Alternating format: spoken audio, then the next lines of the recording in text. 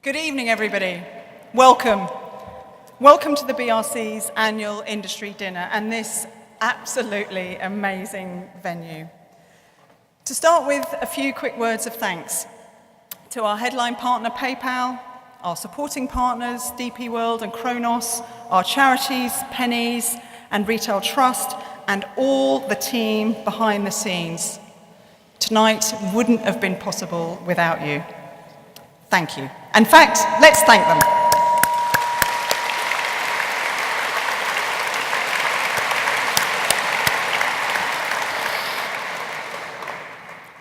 This evening is all about celebration and inspiration.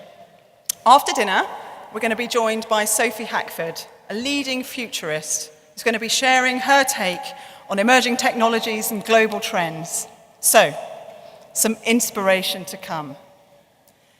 But let's start with some celebration. Now, we've nearly, and it looks like more than from where I'm standing, but we've nearly 500 people in this room.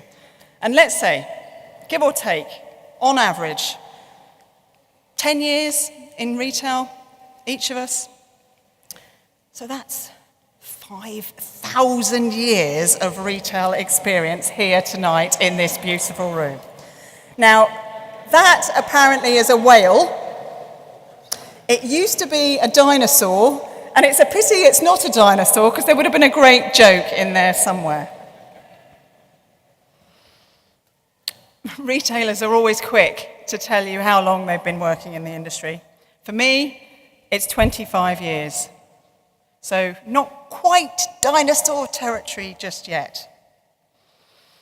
I hope you thought that. I am so passionate about this industry, today more than ever. It's a driving force of our economy, a hotbed of innovation, touching the lives of millions of people each and every day, making a massive contribution to the very fabric of our society and at the heart of communities up and down the country. But mostly, I love this industry for the people. It's a privilege to work with all of you and to be connected to the phenomenal colleagues, the millions of phenomenal colleagues who work with you in your businesses each and every day. It feels to me like we're at a reset moment. Technology is transforming how people shop. That's on top of rising costs, softening demand, together creating a perfect storm that is driving real structural change right across our industry. That change is happening quickly, that change is happening now, and some say we are only in the foothills. In recent months, there's been a roll call of household names facing some significant challenges. And some businesses, sadly, are no longer with us. We're seeing proposed mergers, strategic alliances, new entrants to the market, which all tell us that the industry is going to look very different tomorrow. Challenges for some, opportunities for others, a critical moment for everyone. But I know the industry will continue to thrive. We, the BRC, have been making the case this year that this is a period about reinvention retail, not Armageddon retail. You, all, with that 5,000 years of experience, have a history of meeting challenges head on. That, after all, is what retailing is all about. While the scale and the nature of the disruption may be different, we have been here before. The creation of the supermarket, the department store, catalogue retailing, shopping malls, the retail park, the internet, the financial crisis. The industry has adapted to change and moved forward. And this resilience comes from the energy and the creativity of retailers who thrive on competition. You and the colleagues in your businesses innovating for customers and focused on the fundamentals of retailing. That's why I'm confident about our future. But I'm not naive. Some of my optimism depends on support from our government, and they are falling short. There's a real lack of support for our industry. Few in government seem willing or able to ask the right questions, to do the right things to support the industry at such a critical time. They are listening. We have landed our messages in recent months, but we're not seeing enough action. We know we have too much retail space, that there will be fewer stores in the future, and the role of the stores that remain will be different.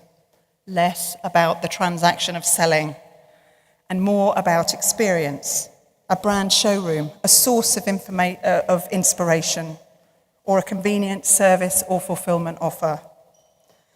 The vision should be to create the modern, diverse high street of the future, where you can stroll from new apartments to modern co-working spaces, to the wellness centre, the gym, the restaurant, as well as to the shops.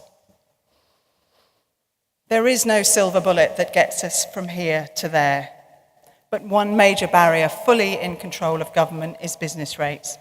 And while our work has saved the industry millions, hundreds of millions of pounds in rates, we continue to ask, when will the scandal of the system itself be addressed? There are parts of this country, some of the most vulnerable towns and communities, many of which you will know, that are being profoundly impacted. Is that what we as a country really want? We're not seeing enough action from government. People. We know there will be fewer jobs in retail. And 2 years ago, we set out our vision for better jobs, a commitment made by many businesses, many of the businesses that are in this room tonight, representing over 1.5 million employees. Rich, rewarding careers for everyone, regardless of their background or their circumstances. More digital, more customer focused, higher skilled, more variety and opportunities for progression, more diversity and inclusion, with more attractive rewards and benefits. Our HR community are making great strides working together, and individual retailers are responding. Pay and productivity is rising faster in the retail industry than it is across the rest of the economy. And there are 100,000 people who are doing jobs in retail that didn't even exist 5 years ago.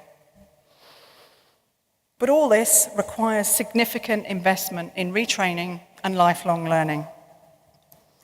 Apprenticeships, a fantastic opportunity to deliver just that. The levy, on the face of it, sensible policy, a way to unlock that potential. But it's just not working. The number of apprenticeships is falling, and we as an industry need far greater flexibility in the way that the levy funds can be spent. Without it, the 150 million that you're putting into that levy each year is just another tax. We're not seeing enough action from government. And don't get me started on Brexit. Don't worry, I'm not going to spoil your evening. I'm not going there. I'm confident about the future, but we have to fight our corner harder than ever before. We have been working tirelessly to help people understand the transformation that's taking place, to promote the great work you do, and to be much more vocal on the issues that matter to you. We all are making a difference. Government is listening, but we've got to keep going and get them to act. Realizing that future is perfectly doable. After all, we have the resilience, the creativity of the people in this room, those 5,000 hours of experience, and the colleagues in your businesses. That's why I'm confident about the future in this industry, And that is what I would like to celebrate tonight. Thank you for being here and enjoy the rest of your evening.